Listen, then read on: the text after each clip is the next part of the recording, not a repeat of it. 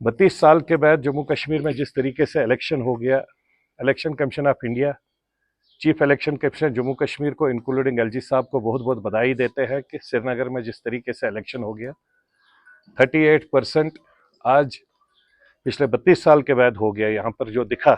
और सबसे बड़ी बात थी कि पीसफुल एटमॉस्फेयर में होगा और हम सब लोग इसके लिए पूरे कश्मीर के आवाम को बहुत बहुत बधाई देते हैं और एक्सपेक्ट करते हैं कि दोनों जो नॉर्थ का इलेक्शन है 20 तारीख को और 25 को साउथ का इलेक्शन है उसमें भी इसी तरीके से इससे ज़्यादा पार्टिसिपेशन हो जाएगी, क्योंकि ये डेमोक्रेटिक हक है हर एक को, वो किसको कैसे डालता है। नो डाउट हम अपना जहां जिसको समर्थन करेंगे हम उसके लिए ही बात करते हैं, बट ओवरऑल जब ज़्यादा से ज़्यादा लोग वोट डालते हैं तो उसमें सबको खुशी होती है।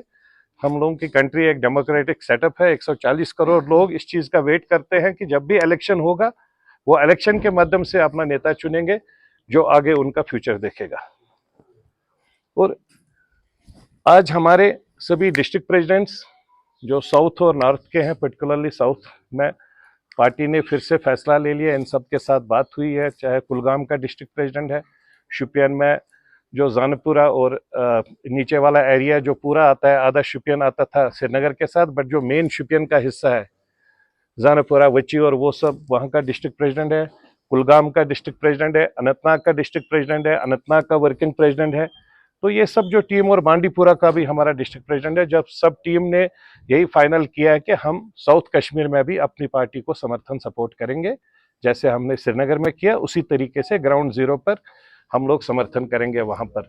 नो डाउट श्रीनगर में थोड़ा सा डिले हो गया, लेकिन साउथ कश्मीर में हमारे पास टाइम है, तो हमारे कार्यकर्ता ग्राउंड जीरो पर आज से ही लग जाएंगे अपने अपने तरीके से हर ब्लॉक में, और ब्लॉक लेवल तक डिस्ट्रिक्ट लेवल के प्रेसिडेंट्स जो है वो आगे जितने भी ब्लॉक प्रेसिडेंट्स है या जो बूथ कमेटी तक हमारे पंचायत है, सरपंचेस है, उन सब के साथ में मिल बांट कर काम करके कोशिश करेंगे। हमारी पूरी कोशिश होगी कि अपनी पार्टी का कैंडिडेट वहां से जीते जिसको हम लोग सपोर्ट समर्थन करेंगे।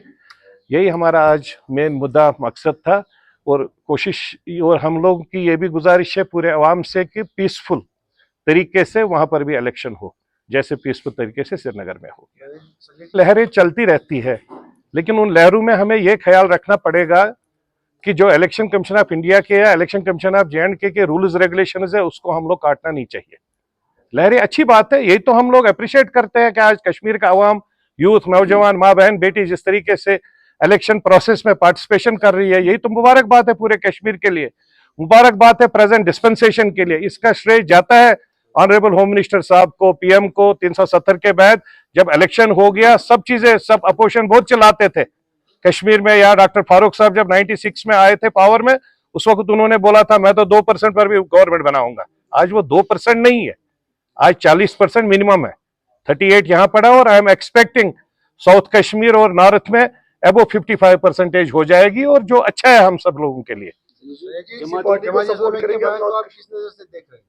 मैं तो स्वागत करता हूं अगर वो लोग आ रहे हैं। मैंने पिछली बार भी आपके माध्यम से बोला था, गवर्नमेंट ऑफ इंडिया के जो रूल्स रेगुलेशंस है उसमें तो हम नहीं आते, लेकिन अगर वो इलेक्शन प्रोसेस में आते हैं मैं तो खुले दिल से और खुले हाथ खोलकर उनको स्वागत करता हूं। हर एक को हक बनता है भाई, इस देश में 140 करोड़ लोग रहते हैं, किसके साथ कौन ऑर्गेनाइजेशन में सेटअप है, that we have nothing to do with that, लेकिन डेमोक्रेटिक सेटअप में हर एक को आने का पूरा हक है। और आज अगर जमात इस्लामी की बात करते हैं, क्या 86-87 में जमात इस्लामी नहीं था जब राजू फारूक अकार्ड हो गया? मफ क्या था?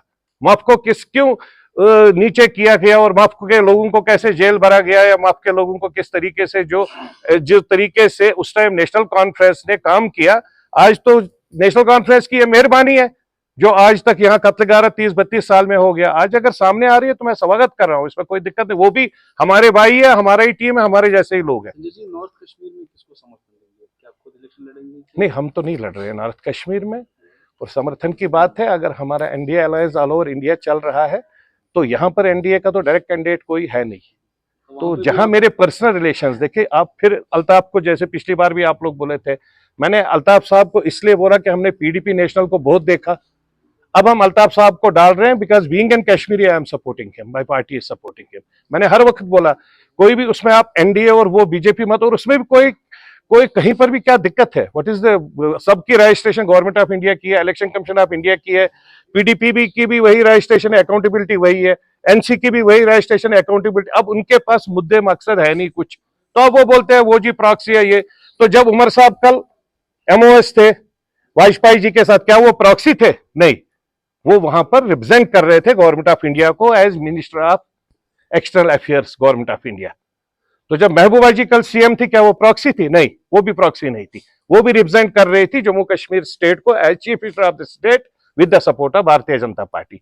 तो इसलिए हम लोगों को देखना है कौन सा कैंडिडेट नया है। हम लोग इसलिए चाहते हैं, हम अल्ताफ साहब को इसलिए सपोर्ट समर्थन कर रहे हैं क्योंकि हमारे लिए पीडीपी और एनसी से वो नई पार्टी है, नई उमंग है, एक्सपेक्टेशन है शायद वो पार्लियामेंट में Jammu Kashmir in particular Kashmir region के लिए, क्योंकि पार्लियामेंट का इलेक्शन रीजन वाइज होता है, एक एक दो दो तीन तीन डिस्ट्रिक्टों का होता है, जो पार्लियामेंटेरियन होता है वो रिप्रेजेंट करता है अपने एरियाज को, तो उनकी बात वहां पर उठाए, उनके डेवलपमेंट विकास की बात करे जो आज तक पिछले 70 साल से हमारे एमपीज ने नहीं की।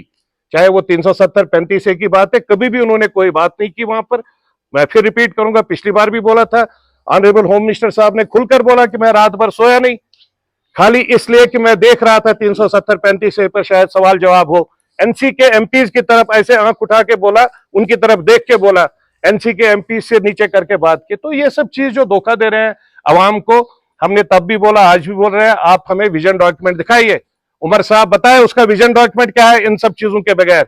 महबूबा जी दे दे विजन डॉक्यूमेंट क्या है, यूथ के लिए क्या है, महिला के लिए क्या है, माँ बहन बेटी के लिए क्या है, फ्यूचर जो हमारा जो यहाँ पीसफुल एटमॉस्फेयर प्रेजेंट डिस्पेंसेशन ने दिए, उस पीसफुल को और कैसे प्रॉपर और सफिस्टिकेटेड और पीसफुल बनाए, उसके लिए उनका क्या है, होटल इंडस्ट्री के लिए क्या है, टूरिज्म के लिए क्या है, बिजनेस सेक्टर के लिए क्या है, वो कुछ है नहीं उनके पास। खाली ये है जी वो, अरे ये तो हिंदुस्तानी है ना, हम सब तो देशवासी एक ही देश के हैं, तो ये तो इसी देश का है, ये तो कोई बात नहीं है वो जी उसकी तरफ ऐसा, ये सब that has no meaning. Sanjay ji 2 दिन बचे हैं और नॉर्थ कश्मीर में चुनाव होने जा रहे हैं, तो वहाँ कुछ पे तो तो अपनी सोचा पार्टी नहीं है।